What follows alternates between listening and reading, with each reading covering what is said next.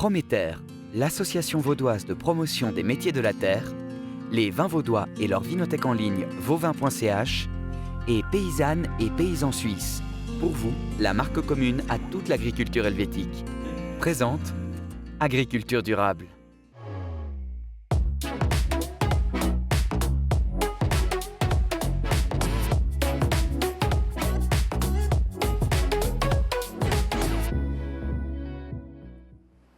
Bonjour à toutes et tous et bienvenue dans ce nouveau numéro d'Agriculture durable, la toute première émission de 2026. Nous sommes heureux de vous retrouver.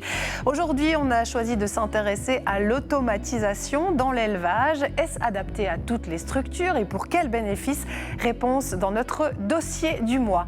Dans le chiffre déchiffré, là, on analysera la différence de prix entre viande séchée suisse et viande séchée importée.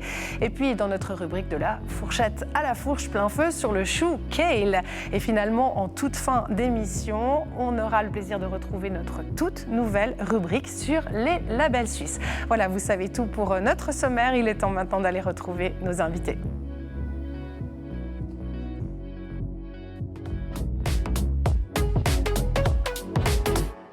Sur notre plateau, je vais commencer par vous. Didier Calame, vous êtes agriculteur bio, mais aussi membre du Conseil national pour Neuchâtel et pour l'UDC. Bienvenue. Bonjour. Et aujourd'hui, sur ce plateau avec vous, Johanna Bellon, vous êtes collaboratrice à Grangeneuve dans le secteur production animale.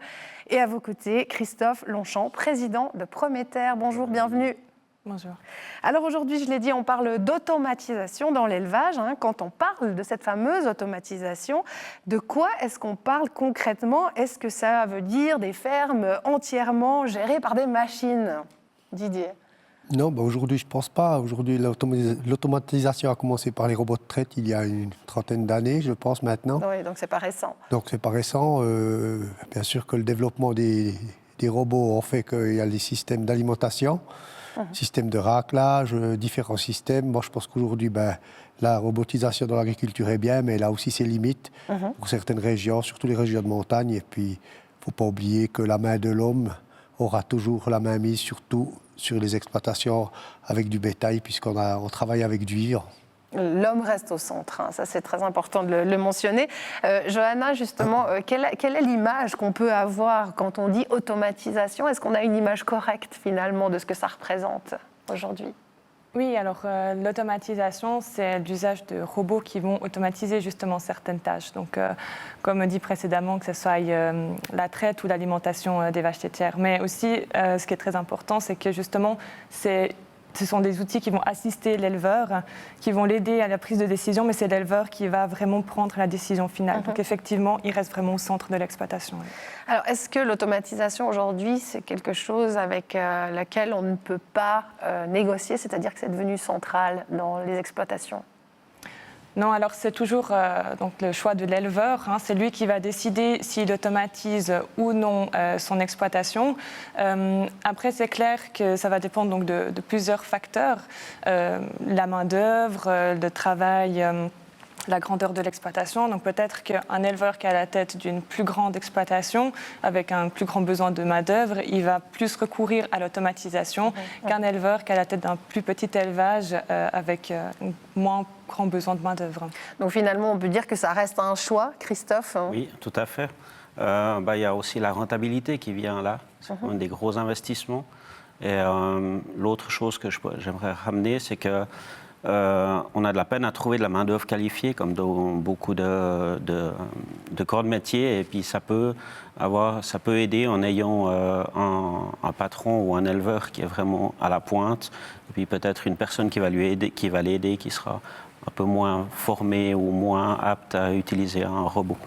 Mais il y a quand même finalement alors une nécessité, dans certains cas, à bénéficier de l'aide des robots, si je vous entends bien. Oui, bien sûr, mais aussi pour les travaux qui sont peut-être répétitifs. La traite, c'est 365 jours par année, 2 fois par jour. Et c'est ces travaux répétitifs qui prennent du temps et qui peuvent être soulagés par la robotique. Et puis il y a cette question, est-ce que l'automatisation éloigne l'éleveur de ses bêtes, Didier? Alors ça, c'est toujours une grande question, parce qu'en fait, aujourd'hui, un paysan qui est proche de ses bêtes avec une agriculture dite conventionnelle, en automatisant, il ne faut pas qu'il croie qu'il va pouvoir s'éloigner de ses bêtes parce que là, ça ne veut pas aller.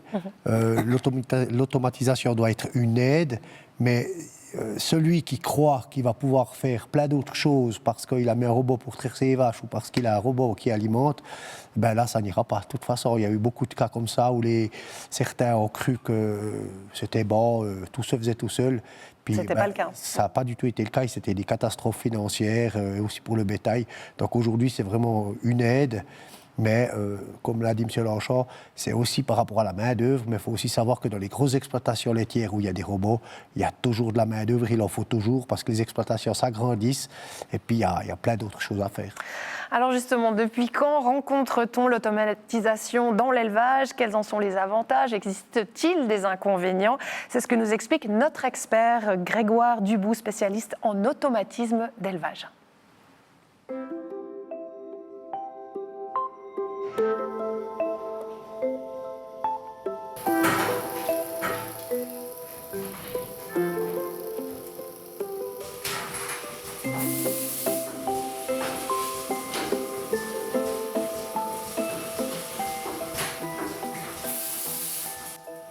Ça fait depuis 1992 qu'on commercialise les robots de traite. Donc c'est quelque chose qui est prouvé, qui fonctionne bien. Le problématique au début, c'était l'accessibilité économique. On avait besoin que ce soit des outils rentables. Et puis le développement des ordinateurs, chaque foyer a aujourd'hui un ordinateur, et aujourd'hui nous permet d'avoir des robots de traite à des coûts accessibles, raisonnables, et d'avoir une rentabilité à long terme pour les exploitations agricoles. Une des raisons principales de l'automatisation dans les élevages laitiers aujourd'hui, c'est que cette technologie nous permet de reproduire le comportement naturel des animaux. Donc que ce soit au niveau de la traite, une vache dans son milieu naturel avec un veau, elle va allaiter son veau plusieurs fois par jour. Et pendant longtemps, la technologie nous a imposé de traire 2 fois par jour. Aujourd'hui, rendre ça automatique, on va pouvoir reproduire la vache mère avec son veau, qui va venir s'allaiter plusieurs fois par jour en fonction du stade de lactation, en fonction du dynamisme du veau et de l'âge du veau. Et au niveau de l'alimentation, les robots d'alimentation vont pouvoir permettre d'affourager une vache plusieurs fois par jour, tout comme un bovin dans un milieu naturel, dans un pré, va s'alimenter plusieurs fois par jour. Le bovin est un ruminant, donc il cherche à s'alimenter plusieurs fois par jour et à ruminer plus tard ce fourrage. Donc ça va nous permettre d'imiter finalement ce qui n'était pas possible il y a quelques années quand on devait manuellement, l'éleveur devait intervenir manuellement. Le fait de laisser faire la machine et l'animal vont pouvoir reproduire cet aspect naturel. Raison du succès de l'automatisation aujourd'hui en élevage, pour moi c'est le bien-être animal en premier point, reproduire le comportement naturel des animaux, répondre à une problématique de main-d'œuvre qui est présente dans l'ensemble de l'économie en Suisse, mais surtout dans le monde agricole. On a des structures familiales qui n'ont pas forcément de salariés, qui ont toujours trop de travail, qui ont de moins en moins d'aide familiale en dehors des chefs d'exploitation. Et aujourd'hui, un robot de traite est capable de brancher une vache en bonne santé. Donc ça, c'est vraiment un argument de dégager, alors pas de travailler moins, loin de là, mais de dégager du temps peut-être pour s'occuper d'une vache malade, d'une vache qui a besoin qu'on s'occupe d'elle. Ça, c'est un grand argument. Et puis après, c'est les raisons techniques et économiques. Donc on va pouvoir analyser le lait à chaque traite, on va pouvoir détecter plus vite des problématiques. Alors on n'aura peut-être pas moins de problèmes, mais on va les voir plus vite. Et puis on va pouvoir peut-être produire un petit peu plus de lait ou du lait de meilleure qualité. On a pu constater une vraie évolution de la perception de l'automatisation en élevage. Il y a 14, 15, 20 ans, ça avait une vision, on considérait que celui qui mettait des robots était un peu un feignant, il allait trop loin, il voulait plus s'occuper de son troupeau. Alors qu'aujourd'hui, c'est des passionnés de vaches qui essayent de fournir le maximum à leurs animaux, le plus grand confort possible et de faire plaisir à leurs vaches. Et puis c'est vraiment le grand changement de vision qu'on peut observer. De nombreux avantages, donc, comme on l'a vu dans ce reportage, à l'automatisation dans l'élevage. Je pense au bien-être animal, je pense aussi à une aide pour la main-d'œuvre, on l'a dit, mais aussi des avantages techniques, avec notamment une meilleure analyse du lait pour que sa qualité s'améliore, par exemple. Christophe, on voit qu'il y a vraiment ce lien entre automatisation, on le voit dans le reportage, et comportement naturel des animaux. Est-ce qu'il y a quelque part quelque chose de contre-intuitif pour le public? C'est-à-dire quand on entend automatisation, on ne pense pas à ce lien finalement avec l'animal. Alors, je pense que ça amène un bien-être pour l'animal, ça j'en suis sûr, mais un bien-être pour l'agriculteur aussi. Oui, mais pourquoi on ne le perçoit pas? C'est ça la question en fait, Parce en tant que grand la machine public. fait peur peut-être. La machine, les robots qu'on voit peut-être dans une usine, c'est des grands bras qui font les travaux répétitifs. Mais je pense que ça peut aider l'agriculteur, ça peut lui donner une souplesse dans son travail. Et je pense que ça, c'est très bien aussi pour l'agriculteur. On l'a vu, hein, la souplesse, par exemple, s'il y a une vache malade, on va pouvoir s'en occuper. Et ça, c'est des aspects auxquels on ne pense pas nécessairement. Oui, tout à fait. S'occuper d'une vache malade, ça prend du temps. Et pendant qu'on fait ça, pendant que l'éleveur fait ça, il n'a pas le temps de faire la traite ou faire d'autres travaux. Vous vouliez réagir aussi, Johanna? Oui, ce que j'aimerais aussi rajouter, c'est que c'est contre-intuitif si on pense que c'est les technologies qui doivent s'adapter à l'animal. L'animal, qui doit s'adapter aux technologies, alors que justement, c'est l'inverse. C'est l'inverse. C'est les technologies qui s'adaptent à l'animal et à leurs besoins pour optimiser au final la productivité, la santé et le bien-être. Et est-ce qu'on peut dire que toutes les espèces animales justement s'adaptent aussi bien à l'automatisation que par exemple les vaches laitières, comme on l'a vu? Alors, encore une fois, je dirais que les technologies peuvent s'adapter à toutes les espèces animales. Après, on retrouve certaines technologies sur plusieurs espèces animales, comme par exemple l'automatisation dans l'alimentation, qu'on retrouve à la fois dans la vache laitière, chez le porc ou la volaille. Et après, d'autres technologies qui sont plus propres à une espèce, comme l'automatisation de la traite chez la vache laitière, ou alors l'automatisation du tri des œufs, par exemple. Alors, on voyait aussi au début dans le sujet qu'au final, c'était compliqué au début d'avoir accès à l'automatisation parce qu'il y avait des questions de coûts. Est-ce qu'aujourd'hui, on accède à l'automatisation quand on a un certain niveau d'exploitation, donc une exploitation plus conséquente quand même, Didier? Je pense qu'au début, c'était aussi coûteux parce que les développements n'avaient pas été faits. Maintenant, c'est clair qu'avec le nombre de robots de traite qui sont mis sur le marché, les coûts ont baissé. Mais il faut quand même aussi savoir aujourd'hui que d'avoir une traite conventionnelle en salle de traite ou un robot, le robot coûtera quand même plus cher par rapport au service annuel, à des choses comme ça. Donc ça coûte quand même. Il ne faut pas croire qu'on traite moins cher avec des robots. Et puis j'aimerais quand même relever dans le reportage qu'on vient de voir, il faut quand même faire attention à ce qu'on dit. Parce que quand on dit aujourd'hui que le robot, c'est la panacée et puis que c'est la solution à tous les maux de l'agriculture, c'est absolument pas vrai. Parce que ça veut dire que tout ce qui s'est fait avant, ça n'allait pas. Aujourd'hui, c'est une aide à l'exploitant. C'est un peu comme dans tout ce qu'on voit, la robotique aide, mais il ne faut pas que ça aille trop loin parce que, je le dis, ceux qui ont traité des vaches avant, qui ont amené l'agriculture aujourd'hui, notre agriculture suisse, dans la qualité qu'elle en a aujourd'hui, c'est pas grâce aux robots. C'est grâce à des gens qui se sont levés tous les matins, qui ont traité leurs vaches. Alors, après, l'amélioration fait qu'on arrive avec de la robotisation, ça ne me dérange pas, mais il faut quand même faire attention à ce qu'on dit, parce qu'aujourd'hui, les paysans, il y en a qui choisissent de mettre de la robotique, il y en a qui n'en ont pas, puis ceux qui n'en ont pas, ils livrent du lait qui est autant bon que ceux qui ont des robots de traite. Alors Didier, je vous propose maintenant justement d'aller sur le terrain, d'aller voir ces paysans et de voir comment ça fonctionne, afin de voir comment concrètement l'automatisation est utilisée par les agriculteurs. En route pour une exploitation laitière et grande culture à Cournillance, dans le canton de Fribourg, et au cœur d'un domaine de poules pondeuses à Vernaya, en Valais.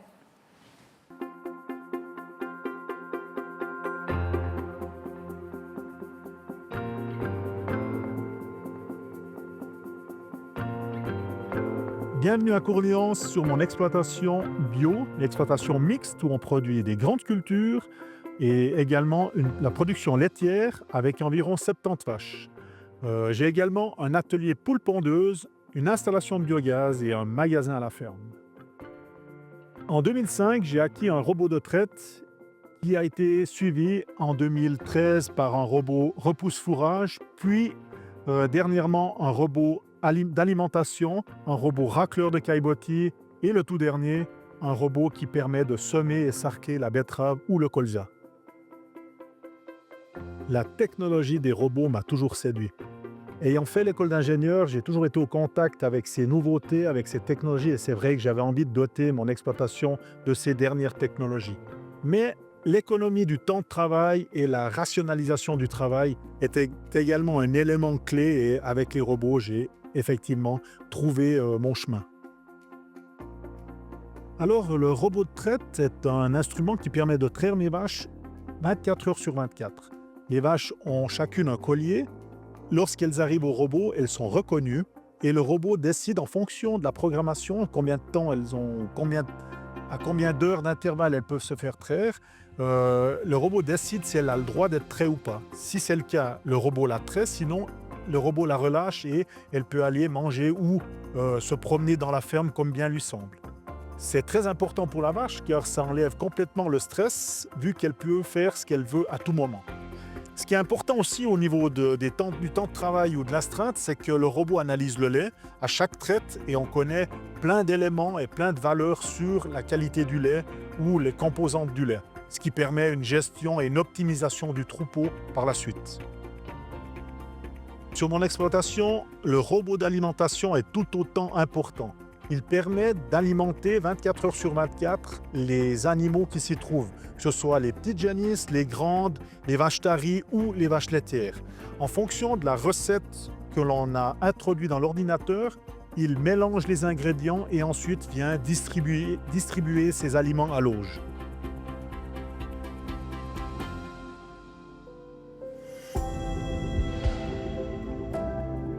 Bienvenue au domaine du Clos du Rhône. C'est une exploitation familiale ici sur la commune de Vernaya. Une exploitation de 53 hectares à culture mixte, de l'élevage, des grandes cultures et puis des cultures fruitières, de l'abricot. On a ici sur le site du poulailler du Clos du Rhône où on a une production de poules pondeuses. Alors on est ici sur la partie atelier de poules pondeuses, donc au niveau du domaine, on a 2 fois 4800 poules pondeuses pour un total de 9600.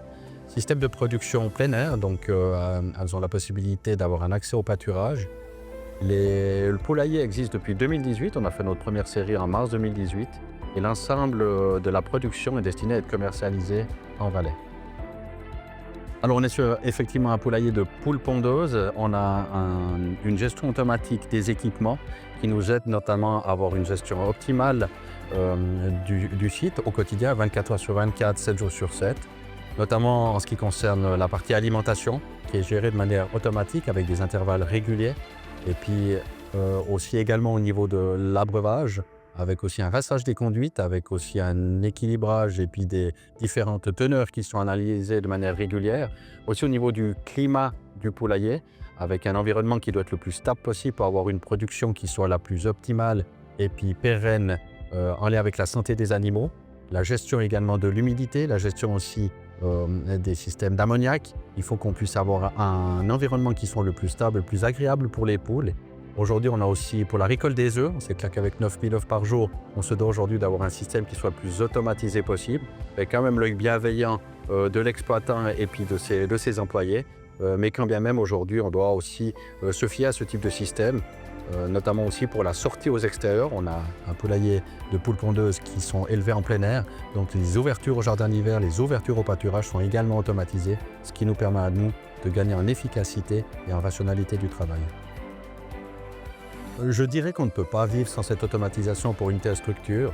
Par contre, ce n'est pas pour autant qu'on doit négliger la participation et puis l'intervention de l'exploitant. L'automatisation sert d'opérationnel. Nous, on est plus à l'échelle stratégique, quand il y a des choses à réparer, quand il y a des choses à contrôler, quand il y a des choses à ressentir et surtout quand il faut prendre des décisions. Donc j'ai envie de dire que l'automatisation et la présence humaine sont complémentaires.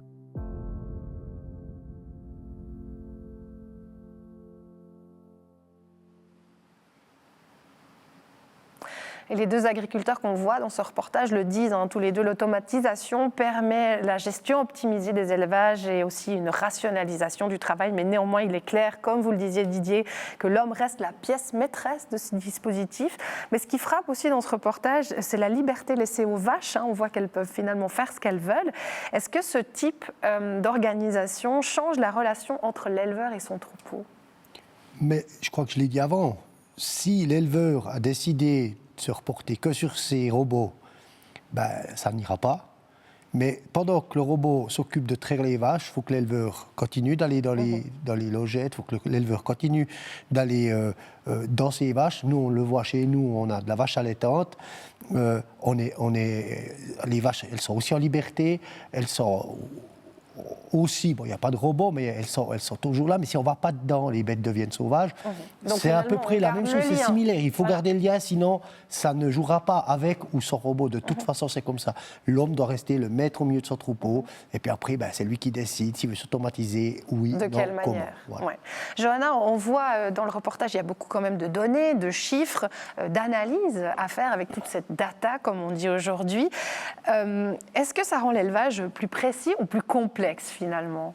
Alors c'est clair que les technologies, elles vont mener vers un élevage de précision avec l'automatisation, les données, mais on peut optimiser l'élevage seulement si on interprète ces données correctement. Donc c'est là encore une fois, on revient dans le rôle central de l'éleveur.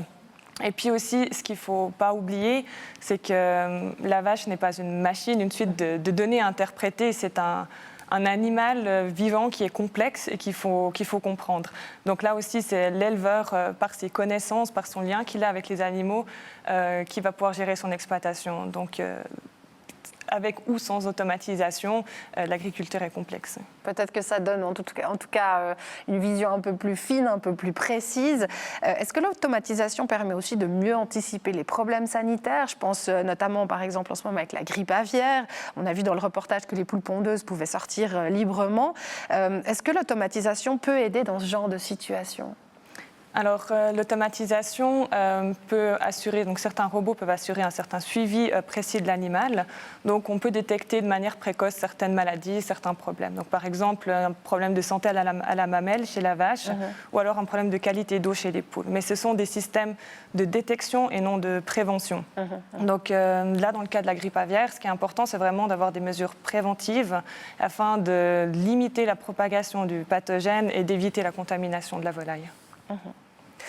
Alors oui, donc je parlais bien sûr que les poules sortaient dans le jardin d'hiver, pas librement totalement. Donc là, on a quand même un contrôle sur ce qui se passe. Sinon, ça serait un peu plus compliqué.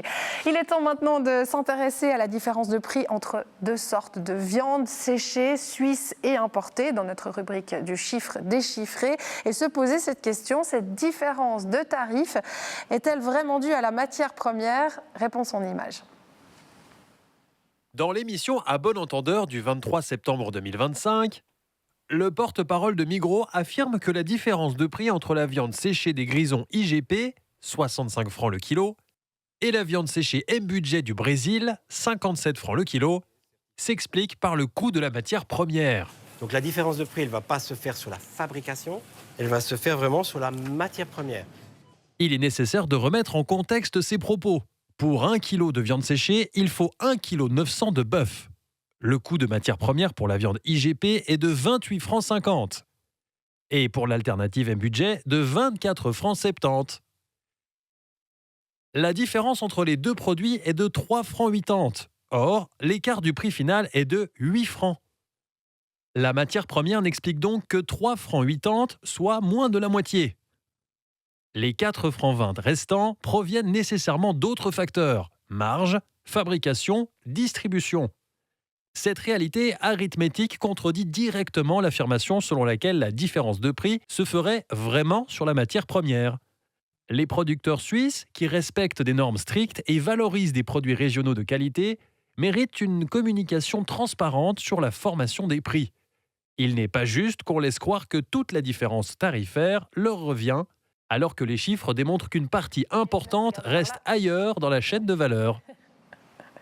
Alors Christophe, quand un grand distributeur communique sur les prix, quelles informations devrait-il, selon vous, partager pour être vraiment transparent avec les consommateurs? Alors déjà, la proximité. Là, oui, bien sûr, c'est marqué sur l'emballage, mais... Ouais, mais tout le monde ne regarde pas nécessairement. Non, c'est vrai. Mais voilà, on voit que la communication, elle se fait dans le sens du grand distributeur, malheureusement. Puis là, en plus, sur le dos des agriculteurs, ce qui n'est pas très correct. Oui, c'est pas très agréable quand on travaille avec des bêtes suisses et qu'on sait tout le travail qu'on met dedans. Alors, comment justement cette confusion sur la formation des prix impacte la perception des produits suisses et le travail des producteurs locaux? Les personnes vont acheter plutôt un prix Et puis, bien sûr qu'avec les charges et, le train de vie suisse, le prix suisse est bien sûr plus cher. Mais là, on a parlé de détention des animaux, elle est bien meilleure chez nous. Ce ne sont pas des feedlots. Il y a des normes qui sont beaucoup plus élevées. Sont plus hautes. Et puis, aussi, les personnes qui travaillent dans les boucheries, elles sont bien mieux rémunérées que le boucher brésilien. Bien sûr. Alors, est-ce que ces normes suisses, ces labels comme l'IGP, les exigences de production, est-ce que ça influence les coûts et est-ce que c'est toujours visible pour le consommateur? Didier, vous avez un ressenti par rapport à ça? Vous avez l'impression que le consommateur, il sait où il doit regarder? Alors, oui et non, parce qu'aujourd'hui, finalement, c'est le prix qui fait. Alors, il y a des gens qui systématiquement vont acheter un budget, prix garanti, parce que c'est quand même le prix qui compte. Mais je pense qu'il faut vraiment que nous, les paysans, les détenteurs des labels IGP, continuent de matraquer avec de la publicité, avec de l'information. Alors justement, comment il faut la faire passer, cette information, pour mieux valoriser votre travail, vos produits? Depuis... Comme ça se fait, aller dans les magasins aussi, faire des stands, par les interprofessions qui, à mon avis, font quand même pas mal de boulot pour les GP, pas pour certaines autres marchandises.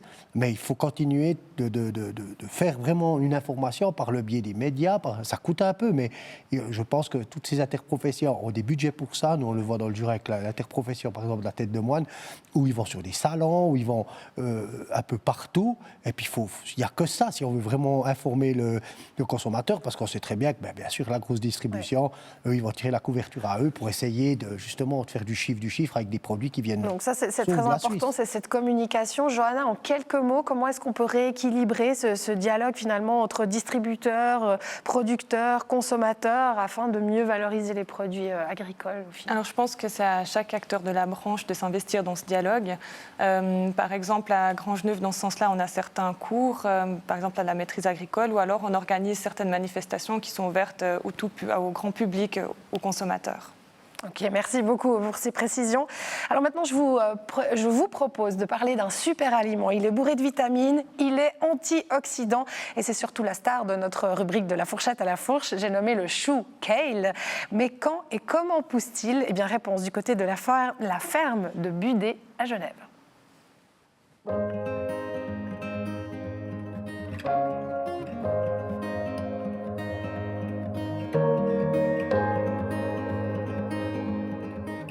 Gustativement, le chou kale, il est super. Le soufré qu'on trouve dans les choux et puis une petite note d'amertume qui peut vraiment donner à une salade quelque chose d'extraordinaire.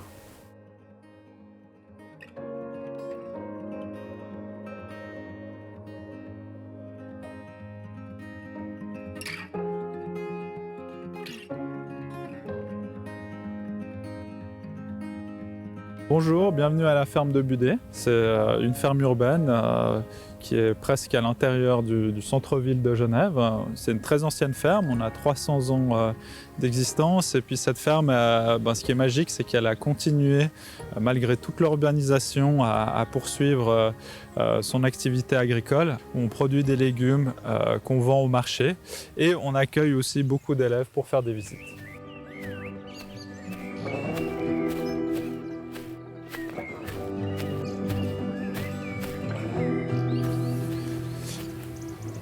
Alors voilà, ici on a une de nos cultures, donc c'est du chou kale qu'on cultive ici.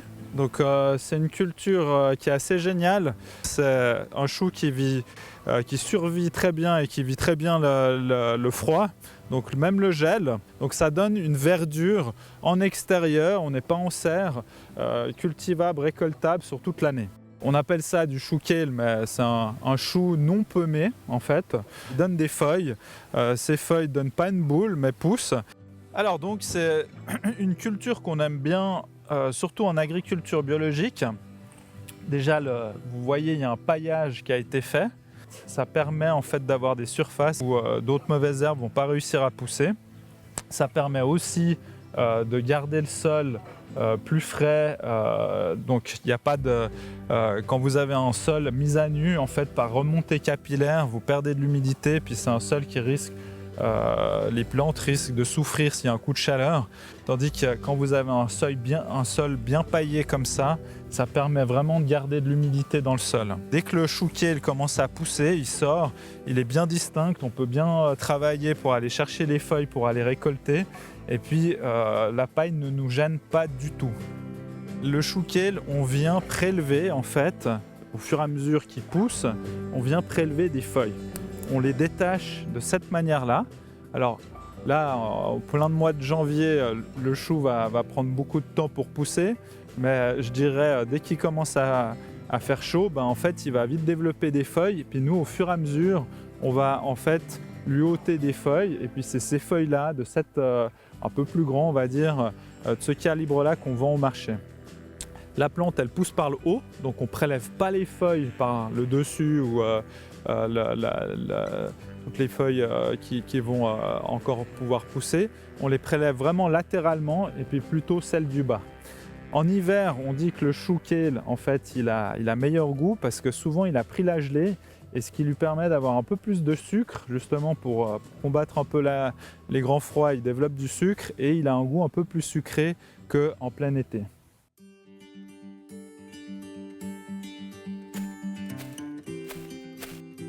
Alors là, on a une autre variété encore de chou kale, c'est du chou rouge. Donc lequel il y a plusieurs centaines de variétés. Je vous montre aussi, par exemple, il y a des variétés qui sont un peu plus fines, comme celle-ci. Donc il y a vraiment, comme chez les choux pommés, en fait, il y a beaucoup de diversité. Le kale, c'est une variété ancienne qui est cultivée apparemment depuis plus de 4000 ans. Nous, ça fait, je pense, une quinzaine d'années qu'on l'a au magasin. Et puis, on a vu un peu un engouement depuis plus d'une dizaine d'années. Parce que diététiquement, en fait, le kale, c'est un super aliment. Il est riche en vitamines, il est détox, il est bourré d'antioxydants. Donc, c'est vraiment un aliment qui est recherché maintenant pour toutes ses qualités.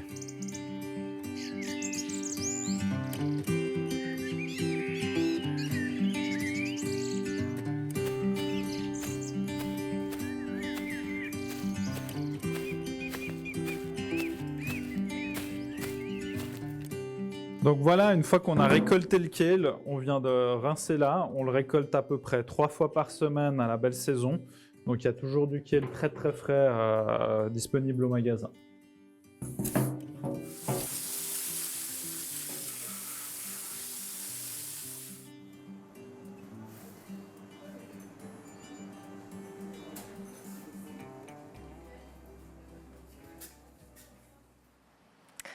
Johanna, le chou kale, ça vous parle? Vous aviez déjà goûté? Vous connaissiez? Vous aimez? Alors j'en ai goûté une fois, cuit au four, croustillant sous forme de chips, donc c'était très bon, oui. Mais j'ai seulement goûté une fois. D'accord. Didier, je crois que vous ne connaissiez pas. Est-ce que je me trompe? Absolument pas, non, j'ai appris... Vous avez découvert quelque chose? Oui, aujourd'hui j'ai appris quelque chose. Il va falloir goûter en tout cas. Johanna, je voulais vous poser cette question. Est-ce que finalement le succès du chou kale, parce qu'aujourd'hui on le trouve pas mal sur les étals de magasins, dit quelque chose de l'évolution des attentes des consommateurs? Alors, les consommateurs, ils souhaitent plus manger local, durable et de saison. Et ils sont aussi prêts à redécouvrir certaines variétés. Je pense que c'est ça qui peut expliquer du coup, le succès du chou kale. Alors, on peut peut-être parler aussi d'effets de mode. Christophe, il y a des effets de mode en agriculture. Ou bien est-ce que là, il faut le voir plutôt comme une opportunité et aller sur, cultiver ces nouveautés et les mettre en magasin si finalement les consommateurs les apprécient? Oui, je pense que c'est une opportunité. C'est un produit qui est déjà vert toute l'année, qui donne envie. Et puis qui est différent. Ça augmente le panel disponible pour les consommateurs, consommatrices. Je pense que c'est un plus. Puis il y avait un point qui était très intéressant dans le sujet, c'est que finalement on peut cultiver en ville.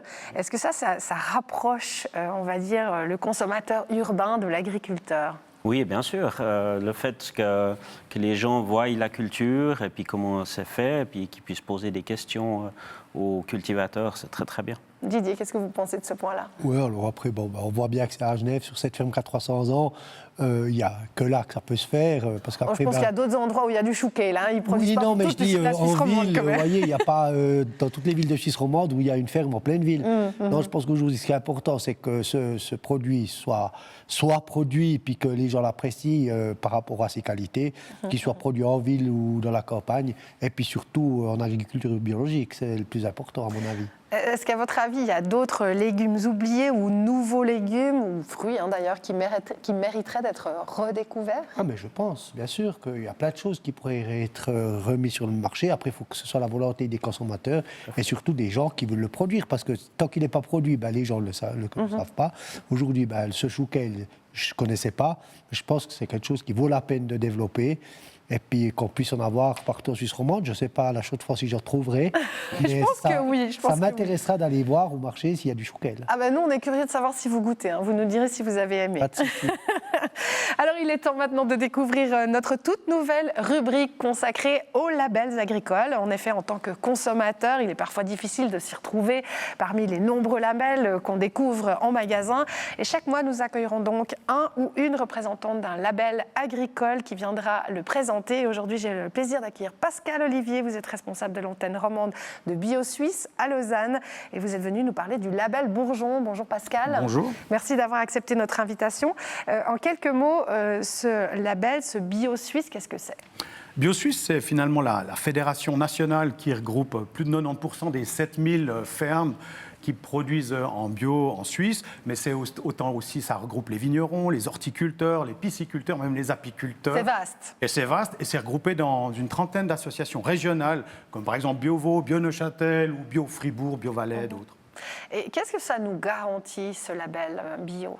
Alors depuis le début, le bio garantit à celui qui achètera ces produits d'avoir une denrée alimentaire qui a été faite sans pesticides ni engrais chimiques de synthèse. Finalement, c'est ça qui est vraiment le central au niveau du bio. Aussi, maintenant, depuis plusieurs années, sont ajoutées beaucoup d'exigences par rapport à la détention des animaux, par exemple, détention respectueuse, ou les aspects sociaux, ou la biodiversité, qui sont venus vraiment s'ajouter très fortement. Et on le disait, en Suisse, les normes, elles sont élevées par rapport au bien-être animal. Est-ce uniquement des produits suisses, ou est-ce qu'il y a aussi des produits importés? Alors, faut dire déjà à peu près 80% des produits bio qui se consomment en Suisse sont d'origine suisse, sont labellisés bio-suisse. Et puis quand ils viennent à manquer ou que c'est des produits qu'on ne fait pas en Suisse, je pense par exemple aux bananes, au cacao, là on va les importer, sans avion d'ailleurs. C'est le premier label du monde qui a interdit l'avion. Ça. Oui. Ça c'est important de le savoir. Moi je ne le savais pas. C'est vraiment c'était aussi, je pense, une intuition des pionniers de dire ça ne sert à rien de faire très bio sur les champs et puis de gaspiller beaucoup de CO2 pour amener ces denrées de l'étranger.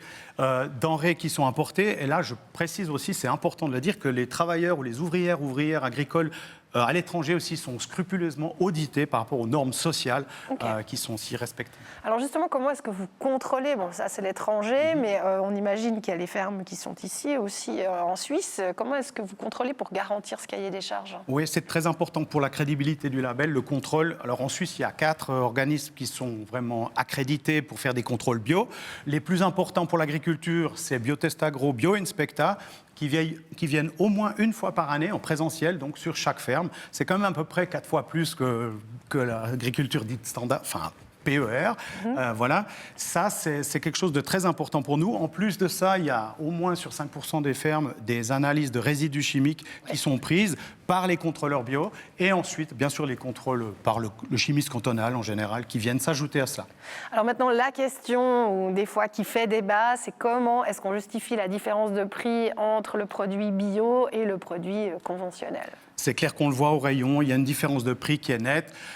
Les principaux arguments, explications par rapport à la production, c'est quand même qu'en renonçant à exploiter au maximum, si on veut, la terre, les animaux, aussi grâce à ces intrants chimiques qui sont intéressants aussi, qui facilitent le travail, on a des rendements un peu inférieurs. On compte entre 20 et 30% de rendement en moins sur une ferme bio. Ça, c'est important. Aussi, les animaux ont droit à plus de place, donc c'est des infrastructures qui coûtent cher. Et puis, je dirais même qu'à la transformation des produits bio, il y a des colorants qui sont interdits, des additifs qui sont interdits, des arômes qui sont interdits. Et ça doit être certifié à chaque étape de transformation et ça engendre des coûts pour le contrôle et la certification de ces étapes. Est-ce que finalement, il y a des idées reçues sur le bio que vous aimeriez corriger ? Alors, il y en a pas mal. Vous parliez du prix tout à l'heure. Effectivement, le prix, c'est toujours une question un peu de comment on voit les choses, effectivement, parce que j'ai l'impression que c'est dû à ces surplus de main-d'œuvre aussi, main-d'œuvre agricole qui est pas bon marché en Suisse, qui a les prix suisses, on va dire. Et il y a quelque chose qui m'interpelle souvent. Très rapidement. Ouais, très rapidement.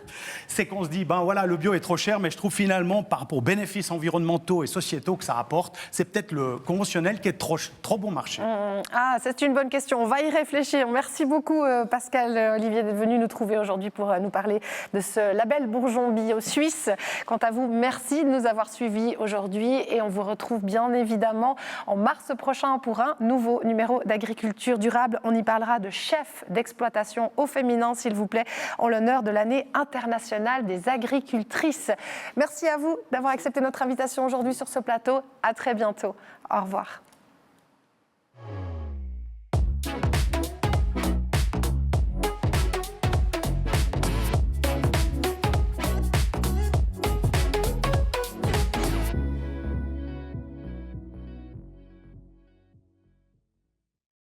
Prométer, l'association vaudoise de promotion des métiers de la terre, les vins vaudois et leur vinothèque en ligne vauvin.ch et Paysannes et Paysans Suisses. Pour vous, la marque commune à toute l'agriculture helvétique. Présente Agriculture durable.